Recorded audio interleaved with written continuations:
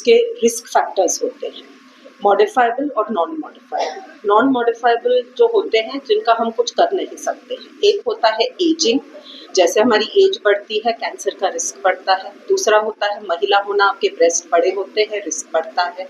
तीसरा होता है आपकी फैमिली हिस्ट्री या जेनेटिक्स, जो सिर्फ 10% केसेस में जेनेटिक्स का कोरिलेशन होता है। फिर होता है non modifiable risk factors. Modifiable होते हैं जो आप चेंज कर सकते हैं, जो लाइफस्टाइल रिलेटेड होते हैं।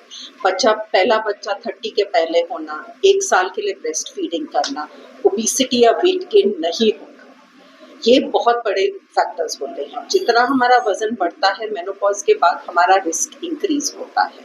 कैंसर क्या है कि आपके बॉडी के नॉर्मल सेल्स किसी वजह से चेंज हुए हैं और बॉडी के कंट्रोल से निकल गए हैं, इसीलिए कोई गांठ बनती है और फिर वो पूरे बॉडी पे उसका जोर पड़ता है।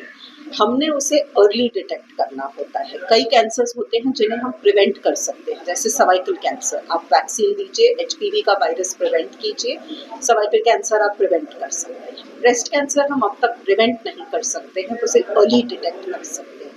तो जैसे मैडम खुद आई थी, उन्हें खुद गांठ जल्दी लगी थी, आप या तो अपने आप को एग्जामिन करें, जैसे हम सेल्फ ब्रेस्ट एग्जामिनेशन कहते हैं। 45 की एज के बाद हम रेकमेंड करते हैं हर साल एक मैमोग्राफी, अल्ट्रासाउंड दोनों हो। आप अपने डॉक्टर से मिलके क्लिनिकल ब्रेस्ट एग्जामिनेशन साल में साल कर सकते हैं। ये चीज़ों से आप जब गांठ छोटी हो अगर सामने आते हैं, ब्रेस्ट कैंसर का क्योर किया जाता है। और हर कैंसर में कीमो रेडिएशन ज़रूरी नहीं होता है। हमारी पूरी कोशिश यही है कि हम क्वालिटी ऑफ लाइफ इम्प्रूव करें, सेम टाइम पे सर्वाइवल का भी अच्छा आउटकम हो, और वो तभी हो सकता है जब पेशेंट्स अर्ली स्टेज में आए। अगर पेशेंट्स एडवांस स्टेज में आते हैं तो हमारे हाथ भी थोड़े बंधे हुए होते हैं, बहुत ट्रीटमेंट्स देना ज़रूरी होता है। जैसे आपने बताया कि पीरियड बंद हो जाए तो उसमें चांस इंक्रीज होता है, ज़्यादा चांस नहीं है। सो रिस्क फैक्टर्स होते हैं, हर मोटे औरत को नहीं होने वाला है, पर उनका रिस्क इंक्रीज होता है। तो जब आपको छोटे छोटे रिस्क आपके ऑलरेडी पता है, तो आप अपने लिए क्या कर सकते हैं, आप एक्सरसाइज करके अपना वजन घटा सकते हैं, आप अपने वेट रेंज में रह सकते हैं। आप ये चीज़ें करें और अपने आप को एग्जामिन करते रहें, ताकि अगर कोई गांठ हो आप उसे अर्ली डिटेक्ट कर पाए।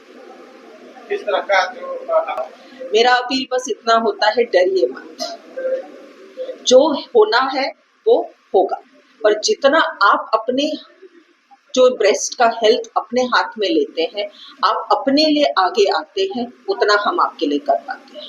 मतलब वे डॉक्टर के पास जरूर। मी डॉक्टर भूषण साखरदांडे, मी मुलगा आहे, माझी आई आहे प्रमिला साखरदांडे, यांची सर्जरी झाली ब्रेस्टची।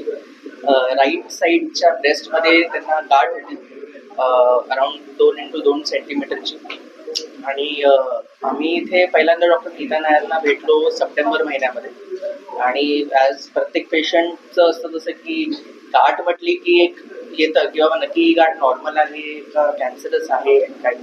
आम्ही बायोप्सी करून बघितली तर त्याच्यामध्ये कॅन्सर असण्याचे चान्सेस आले, त्याला इन्व्हेसिव्ह डक्टल कार्सिनोमा असं शब्द आहे, बायोप्सीवर आला। मग आम्ही नीता मॅमकडे गेलो आणि कन्सल्टेशन केलं की नक्की आपण याचं प्रोग्रेस करायचं कसं। तर त्यांनी अतिशय सुंदर त्याच्यामध्ये एक्सप्लेन केलं की आपण कसं करणार आहोत। जसं लोकांना वाटतं की रेडिएशन लागतं, किमोथेरपी लागते, तर प्रत्येक ॲस्पेक्ट त्यांनी समजवलं। आणि क्लिनिकली एक्झामिन केल्यानंतर मॅमनी स्वतः जेव्हा एक्झामिन केल्यानंतर त्यांना समजलं की हे एवढी पसरलेली गाठ तर दिसत नाही आहे, त्याच्यामुळे रेडिएशन आणि किमोचे चान्सेस लागण्याचे चान्सेस खूप कमी आहेत।